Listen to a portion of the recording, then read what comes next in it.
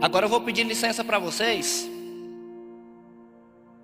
E se isso aqui parecer mais um testemunho de vida do que uma pregação, é isso mesmo que eu quero fazer. Vocês autorizam?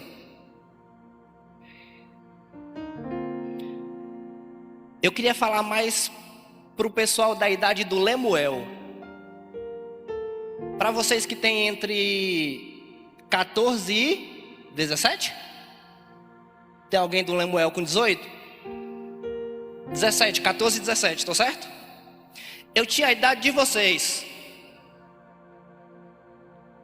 quando Cristo me encontrou. A minha família sempre foi uma família muito complicada. Mas assim, Jackson, muito complicada.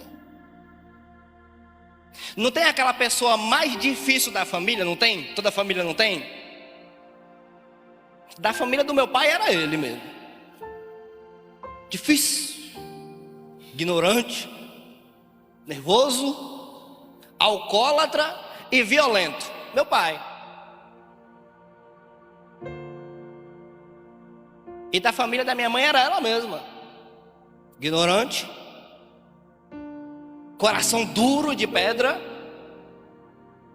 bruta, que qualquer coisa resolve com um pedaço de pau na mão. Minha mãe. Uma granada de um lado e uma bomba atômica do outro. Aí casaram, ó que junção maravilhosa. Não ri não, que vai piorar. Fabinho, a maioria desses palavrões que você já ouviu na rua aí de gente, foi meu pai ou minha mãe que inventou. Era viatura de polícia quase todo santo dia em casa, moço. E eu ali para os meus 7, 8 anos, você já tem aquela clareza de mente. Você já começa a se questionar algumas coisas. E virava aquele inferno todo dia, Oliveira. De um modo que até hoje eu sou um pouco traumatizado com barulho. Marcelene, eu não aguento ver ninguém discutindo. E se você um dia quiser discutir comigo, você vai brigar sozinho, que eu viro as costas e vou, eu não dou conta. Eu não consigo que alguém fale um pouco mais alto. Eu não dou conta, Damares. Não consigo. Por conta disso, por causa dessa criação, dessa confusão, dessa briga, desses palavrões o tempo todo. Separaram acho que umas 15 vezes e voltaram, e aquela bagunça, aquela família desestruturada. E eu acho que eu nunca fui muito bem na escola até hoje por conta disso. Nós como professores, né, irmã, a gente sabe muito bem como é a família do aluno por conta do desenvolvimento dele na escola. A gente sabe se é estruturado ou não a família desse aluno. Eu era aquele ruim, que as notas não passavam de 6,5 ali, e no final do ano era o que ficava ali de reprovação ali. Era aquele. Aí quando eu tinha uns 13, 14 anos de idade, agora começa a parte boa. A minha avó, Dona Elza, quem é essa? Lembra daquele dia do culto de Damianópolis que eles dirigiram? Aí veio uma senhora aqui na frente, bem baixinha, e falou que estava muito feliz, que queria pular, que queria... Vocês lembram? Do cabelo bem? É minha avó, pioneira da Igreja de Deus em Damianópolis. Aí minha avó sempre chamou a gente para os cultos. Aí eu me lembro de 6, 7 anos eu vindo em culto aqui nessa igreja. Ficava mais lá fora do que aqui dentro, mas eu lembro, eu vinha. Esses eventos que tinham no campo de futebol, eu vinha. E começou a ser introduzido na minha mente essa vida de igreja, porque eu via a minha avó e o meu avô sempre à frente fazendo. Mesmo sem entender nada, mas eu estava indo. Mais próximo, Fabinho, à adolescência, um irmão, o irmão Manuel. Eu fui em um culto convidado, adolescente. Quando terminou o culto, o irmão Manuel chegou em mim como visitante, Rony. E falou, ô, Renato, amanhã de madrugada a gente está tendo campanha de oração com os jovens, você não quer vir não? Como que você chama alguém que não é crente, que veio visitar para vir na campanha de madrugada? O irmão Manuel parece que... Aí sem pensar eu falei, vou. Aí eu fui. Aí os irmãos oravam e eu via como é que orava, e eu falava umas coisas que não tinha nada a ver, e no outro dia eu falei, eu vou de novo. Aí eu terminei a campanha, Rony. Aí daqui a pouco eu estava batizando, Oliveira. Aí daqui a pouco, muito tempo atrás, depois que vocês já me conheceram aqui, eu já era líder de jovens. E eu era muito frequente na igreja. E já lecionava na escola dominical. Mas aí nessa época minha mãe ficou literalmente possessa, endemoniada por causa disso. De um modo que ela me expulsou de casa. Literalmente. Aí eu fui para casa da minha avó, que também sofreu por conta da perseguição da minha mãe. Um dia eu estava na escola dominical com os jovens. Aí a minha avó começou a me ligar insistentemente. Mas eu sei que ela é ansiosa. E é porque tinha um almoço lá, que era aniversário do meu pai, e a gente ia para o almoço. Então eu falei, não vou atender, vou deixar para depois. Mas ela ligou sem parar. Até hoje ela faz isso, mas nesse dia foi demais. Quando eu desci as escadas, depois que acabou, eu atendi e ela estava chorando, falando que minha mãe estava lá dentro, invadiu a casa e estava quebrando tudo, Rony. 2 idosos, e ela invadiu a casa e estava quebrando tudo. E meu pai queria bater nela. Eu falei, você só não toca a mão porque você perde a razão. Deixa que eu ligue para a polícia e eu vou lá. E eu fui, Fabi, uma cena de inferno. Nessa época eu já estava casado. Edna foi daqui lá sem falar um pio, branca. Quando eu cheguei, meu pai estava meio que colocando ela uns empurrões para fora, porque ela já tinha começado a quebrar as coisas lá. 2 idosos. Eu já tinha ligado para a polícia, eu cheguei quase junto com a polícia, mas antes deles chegarem, eu pedi para todo mundo trancar as portas e eu fiquei só eu, ela e Edna pelo lado de fora. E ela estava literalmente endemoniada.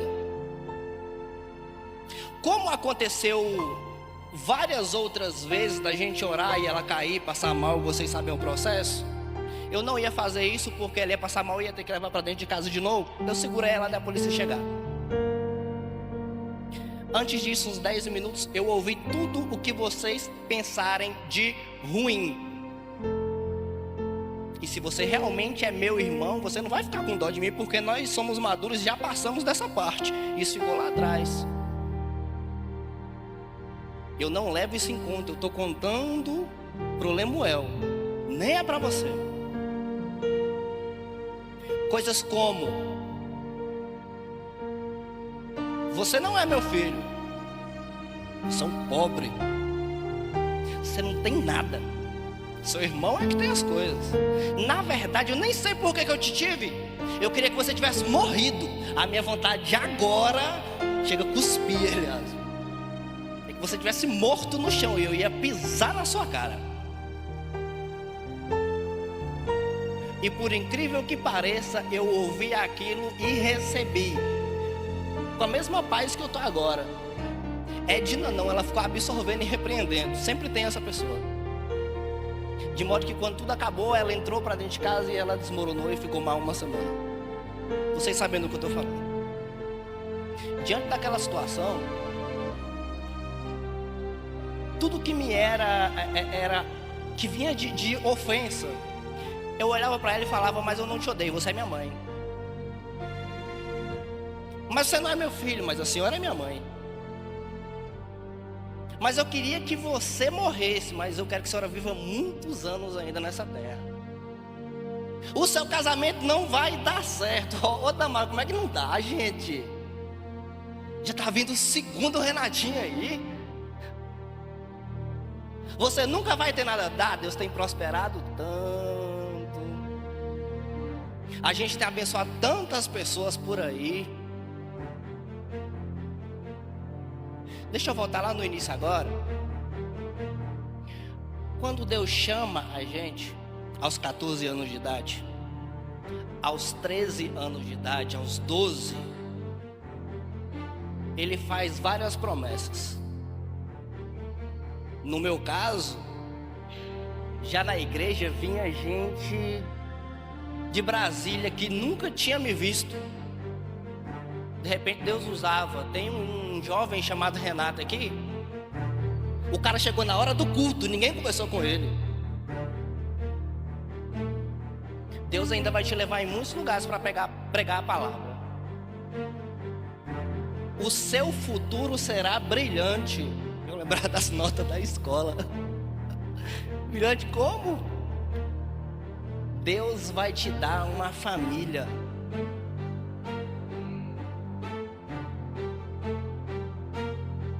Mas se ele tivesse me falado do processo que seria para chegar até aqui, talvez eu não teria permanecido. Porque a promessa é muito linda, mas o processo é muito cruel.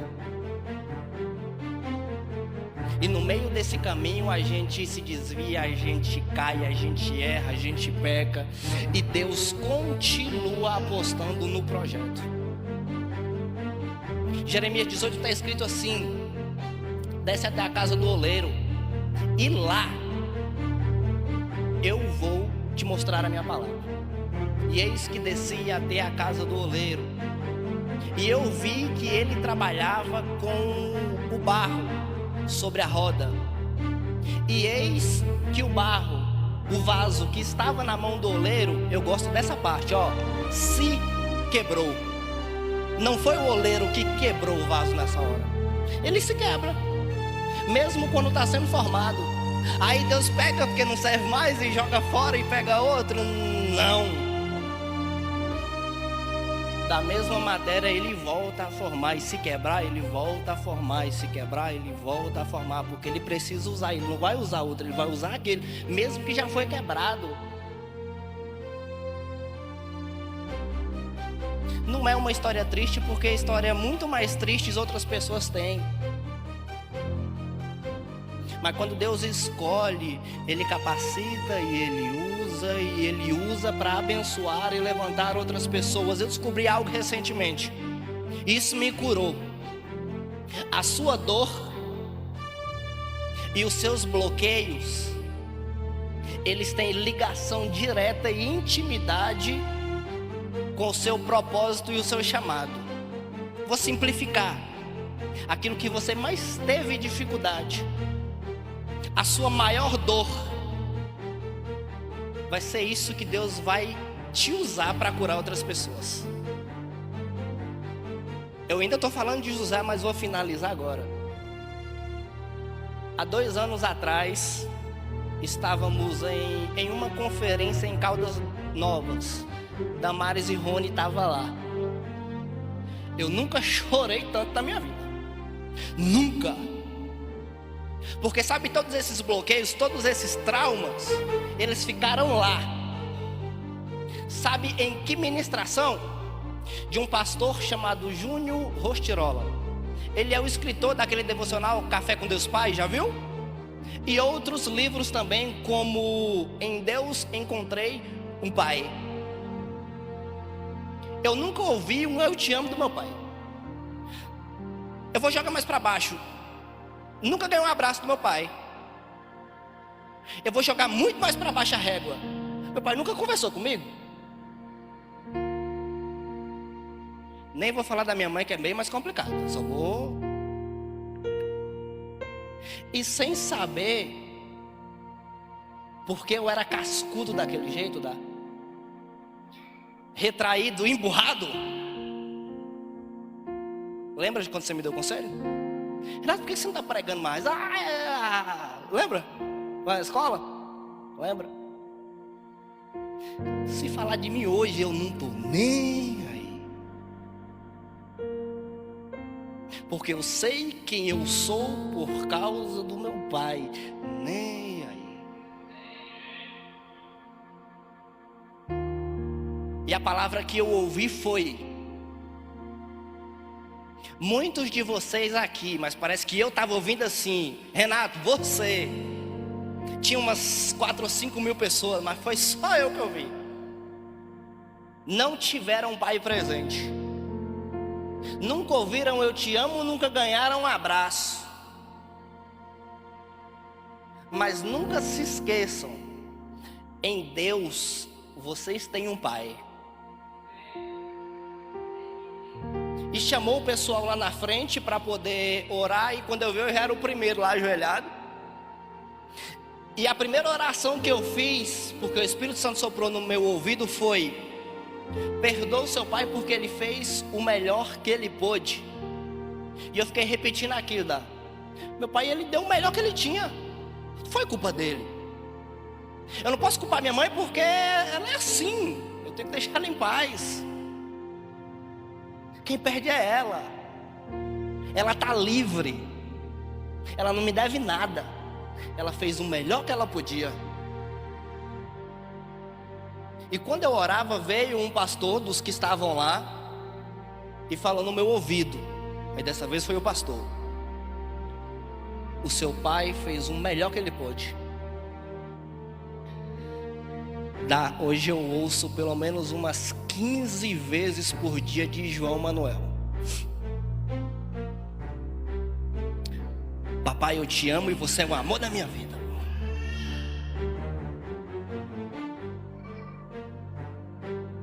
E ele só repete isso porque eu falo umas 30 para ele.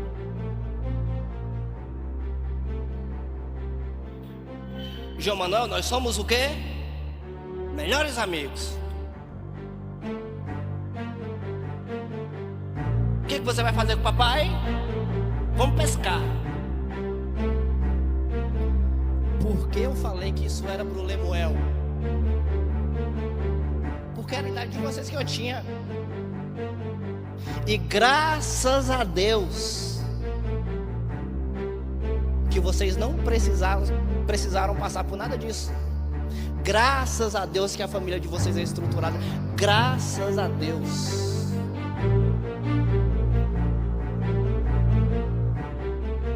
Valorizem isso e parabéns. Vocês estão fazendo a coisa certa.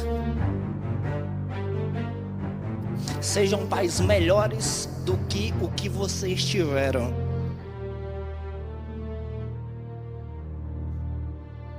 Usem os seus bloqueios para descobrir o seu ministério e abençoar a vida de outras pessoas. E para quem tem mais de 17, não tenha vergonha do passado que você teve. Às vezes ele se torna até bonito em um testemunho e transforme a vida de outras pessoas. Com tudo isso que eu falei para vocês, eu agradeço muito a Deus. E eu agradeço por ter sido desse jeito. Ele me deu uma estrutura hoje que eu consigo falar com mais de 500 mil de pessoas por mês. E toda hora tem um versículo. Toda hora tem um pedaço de pregação. Toda hora eu estou falando um pouquinho do que Deus fez para mais de 500 mil de pessoas. E eu espero que somente eu louvo e agradeço muito a Deus por tudo isso que aconteceu. Foi por causa disso que aconteceu que eu vim parar em Mambaí. Foi por causa disso que aconteceu que eu conheci a Edna, que Deus deu pra gente João Manuel. E mais outra criança linda que tá vindo aí, que se for homem vai se chamar José, que significa Deus multiplica, ou Deus acrescenta tudo que faltou.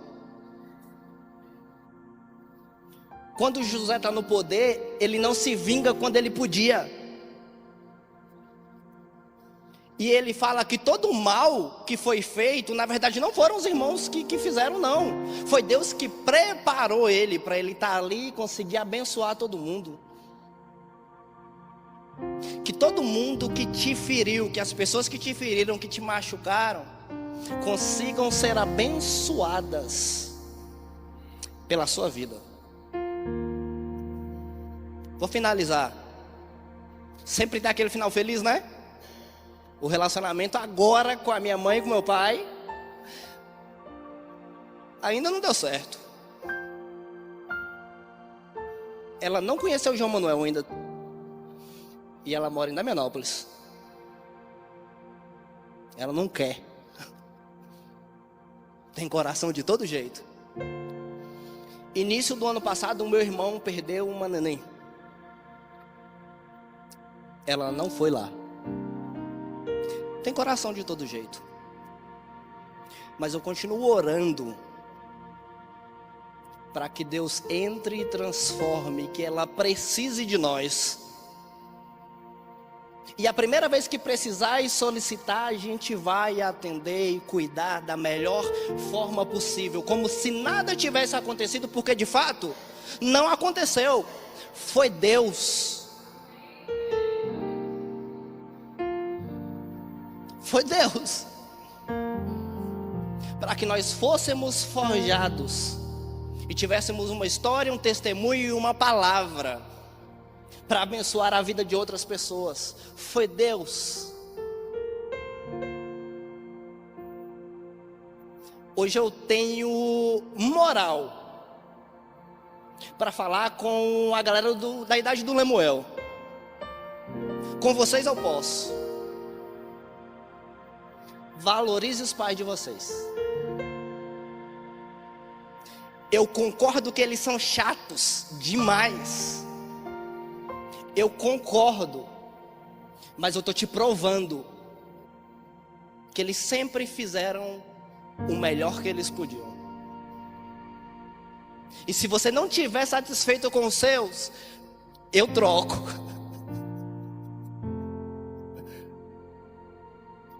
E não quero nada de volta. Pode ficar de pé para a gente orar?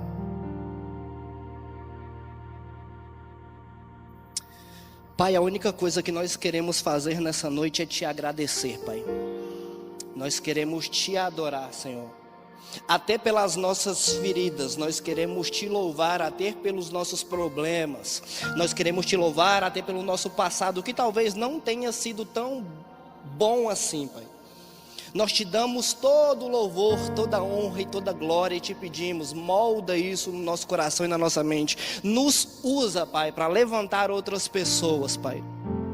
Que a nossa ferida, ela sirva de remédio para curar a ferida de outras pessoas, Deus. Muito obrigado, Senhor. Muito obrigado por não nos falar dos problemas do caminho que nós iríamos ter, senão nós teríamos desistido lá atrás, Pai. Mas muito obrigado, Senhor, por ter cuidado de nós durante esse percurso e durante esses problemas, Deus. Muito obrigado pela paz no nosso coração. E nos perdoa, Senhor, todas as vezes que nós questionamos por que nós. Nos perdoa, Senhor. É que nós não sabíamos do final. Nós não sabíamos, Pai, da finalidade do seu plano, Deus. Nos perdoa e nos usa, Deus. Nós queremos ser instrumentos nas tuas mãos. Que nós possamos falar como José, Pai. Nós não fazemos conta do que nos foi feito, de forma nenhuma. Na verdade, foi o Senhor que nos moldou, foi o Senhor que nos preparou. Foi o Senhor quem transformou a nossa mente e o nosso coração, para que hoje fôssemos armas na tua mão, instrumentos, Senhor. Soldados do teu exército, Pai. Então o sentimento hoje é de gratidão. Muito obrigado pela oportunidade de poder servir na sua casa, Pai. Muito obrigado. Que a nossa história sirva, Pai, de testemunho vivo para a honra